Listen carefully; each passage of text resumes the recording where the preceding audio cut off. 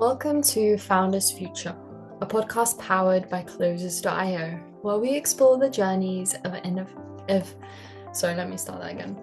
Welcome to Founders Future, a podcast powered by Closers.io, where we explore the journeys of innovative entrepreneurs and the road ahead for their companies. I'm your host, Natalie Borowska, and in each episode, we uncover the stories behind impactful ventures, the challenges faced, the lessons learned, and the strategies fueling future growth. Today, I'm thrilled to be joined by Scott Halderson, who is the founder of Creative Consulting and Coaching. He's an evidence-based executive coach and people hacker who helps job seekers and leaders land interviews in days and offers in weeks through his coaching. LinkedIn Ops, there's a comma there. Let me say that again. He's an evidence-based executive coach and people hacker who helps job seekers and leaders land interviews in days and offers in weeks through his coaching, LinkedIn optimization, and hiring support work. Drawing on certified behavioral science tools and psychology-based assessments, he supported thousands of professionals across more than 145 companies and multiple time zones, focusing on reducing guesswork in hiring and career moves. I'm so happy to have you on the podcast today. Thank you for having me, Natalie. I really appreciate it. Glad to be here. Okay, I'm super excited to dive right into it. So what I like to do at the start of every podcast episode is I like to journey back in time. So take us back to before you started your business. What were you doing at the time and what motivated you to start?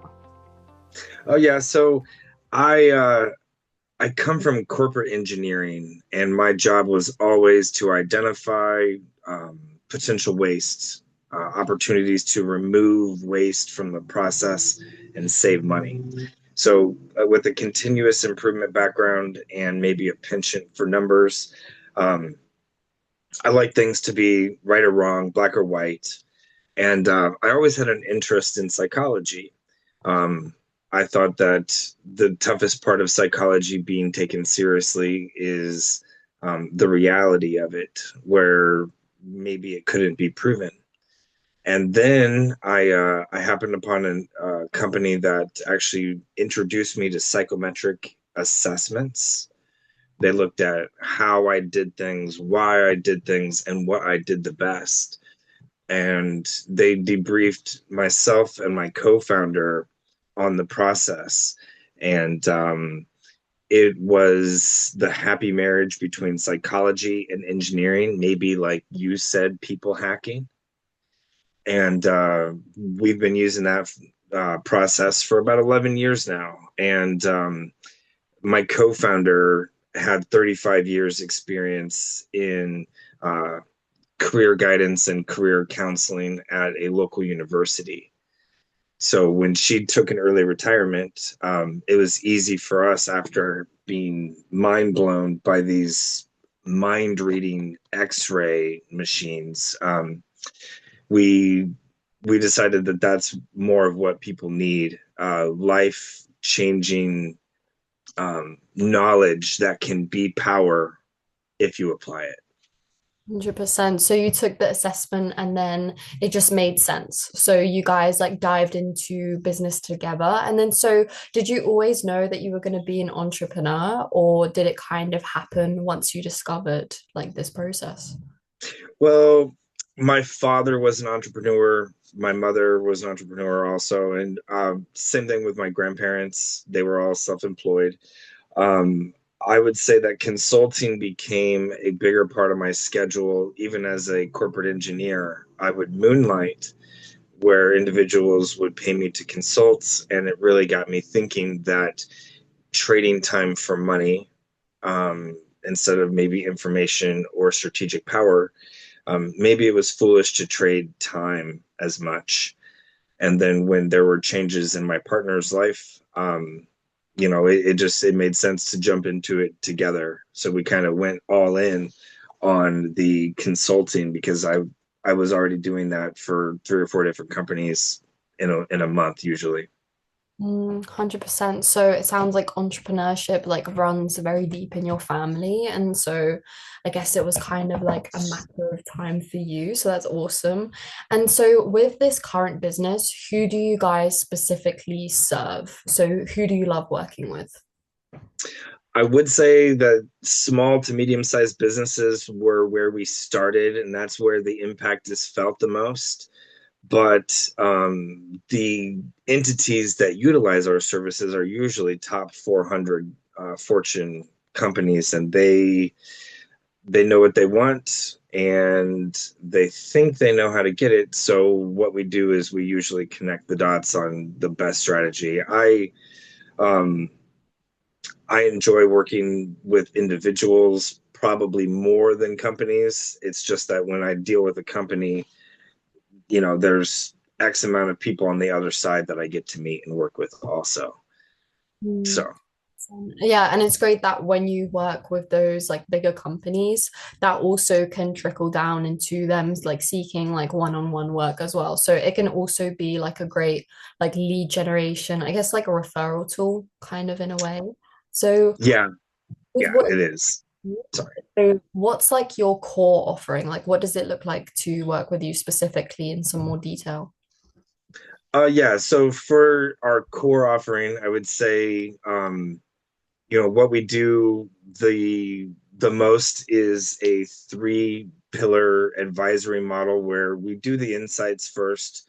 We usually want to measure to know what we know for sure, and then we work in development and coaching. That's usually leadership development, capability, clarity, effectiveness, what have you. And then the third part is implementation. That's consulting and training. That might work better for the teams, systems, and results, where the outcome is going to be better leaders, stronger teams, and higher organizational performance, and hopefully higher ROI so that we can all celebrate together. That's the last step in our process, is to celebrate.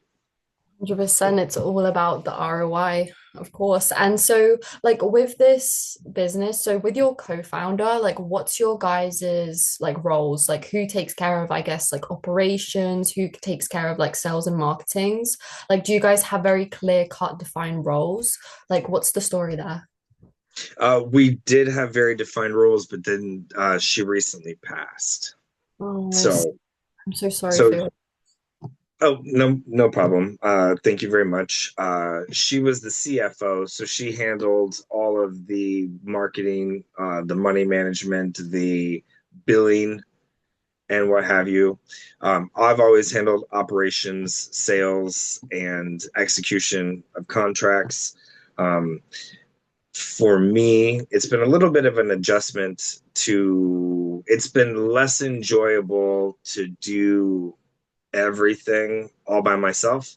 So I've started delegating certain things to other partners that I can, count on and rely on. 100%. It can be tough when you're like a solopreneur trying to manage like all the hats, but delegation is such a great thing where then you can really focus on your zone of genius. So it's great that you're like really utilizing that as a business owner. I know that a lot of business owners have like struggles with that. So it's great that you have took that on board. And then so with the business, like what's your like sources of lead generation? Like talk to us a little bit more about client acquisition. Yeah, so actually, you hit on a really good point earlier, just that with the entities that we work with and how bulletproof the process seems to be, 50% of our business is all from referrals.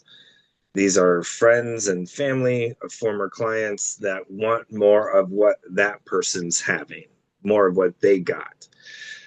So, other than that, I don't run a lot of marketing or sales. I guess we're relationship focused in that we build long term relationships with individuals. And once we've crossed that bridge where know, like, trust is already accomplished, and I think we do a lot of that through LinkedIn also.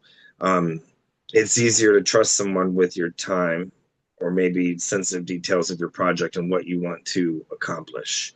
So LinkedIn is mostly where we work because it's 24/7.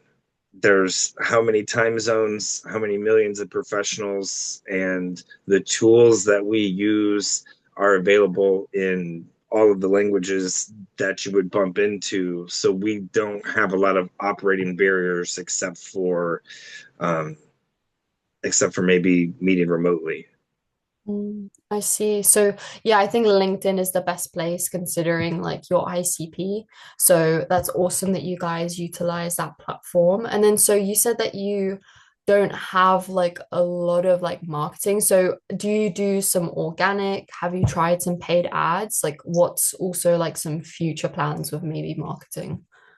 Yeah, so for that, uh, because we've both mostly been relationship driven, our sales and marketing strategies focus on credibility, expertise, and measurable outcomes. So rather than relying on traditional methods like you're talking about, paid ads, and that's not a bad idea. It's just if we get much busier, I'll have to hire more help. Mm, So we do a lot of growth through professional networks, executive referrals, and maybe demonstrating thought leadership. When we talk about marketing, we usually want to share how an interview sniper got their first interview in 4 days, or how an executive leader switched an industry that didn't serve her anymore and went back to HR in 10 days. Um, we mostly focus on real case studies, and the referrals have kept us busy enough that we try not to bite off more than we can chew. 100%. And that's just a testament to the product and the service. If you're getting so many referrals, of course, the product has to be good and people are telling the people that they know in their network. So that's awesome. And then, so are you planning on keeping this like a solopreneur mission or are you looking to expand the team? No, I'm actually looking to expand the team. I'm hoping to have one or two new individuals by the end of the year, if not sooner. Um, Also, it's easy to use our our networking and volume order partner model, and by that I mean um, the tools that we use. They're very specific. They're just like if you went to a doctor, he might give you an X-ray, a CAT scan, or an MRI. And when we work with individuals, it's easy to just sign them up for an unlimited package. And any of their patients that come through and also need help, they can get the facts. Usually they'll consult with us about specifics if there are questions. There are there is a training program that's associated with that so that just like if you wanted to be able to read the x-ray, right? Mm. So that's probably our focus for expansion in the next year. I'd like I'd like to have a team of 5 within the next 2 years. I see. Okay. And then so like what are your other goals for the next like 6 to 12 months? Like what's the plan? Um, while I've been focusing on cornering the market and securing my niche and being highly specialized, my number one goal is probably to complete a vacation. To complete a vacation, it's just something that I've not done in a while. It's probably been a couple years. Usually, when I go, I still take my equipment, my laptop, my tech, and I get roped into things. I'd like to take a quick vacation. I would like to. I'd like to help another 150 executive leaders throughout this next year. And one goal that's personal to me, I'd like to hit 100 perfect project reviews on LinkedIn Services Marketplace. I just got to 82, and it would just be nice to be at 100 so I can get that monkey off my back. 100%. So super exciting stuff. So quite a big range. It sounds like more work, but definitely a vacation. And then what do you feel like are going to be the biggest challenges to making your goals happen? Yeah, so probably I would say the upfront resistance that people have when they understand what I do. Like, there's a percentage of people that when I try to explain what we're going to do and why, it will fly right over their head. And um, for those that get it, 70% of them have testing anxiety. And they think that what we do is a test. It's not a test, it's just an assessment for what you like best. And so, my clients report that it's easy and smooth to absorb the information. It's not intimidating, but so many people think I'll take your test. They're afraid it's an IQ test and or whatever. So they're afraid they won't measure up and they won't complete the assessment. And then only the people that are curious or maybe more courageous, maybe they're up against something where they need a solution, they'll give me the 5 minutes per instrument, and then we'll unlock everything. It changes lives. But I think just education is important and maybe repositioning ourselves, so people don't perceive it as, oh my gosh, I'm scared of what's right and wrong, you know? And yeah, I think it's all just about positioning yourselves like right in the market so that you really do attract those people who are like curious and like willing to invest in that kind of assessment. So yeah, awesome. And then if our listeners want to find out more about what you do, where would be the best place to find out?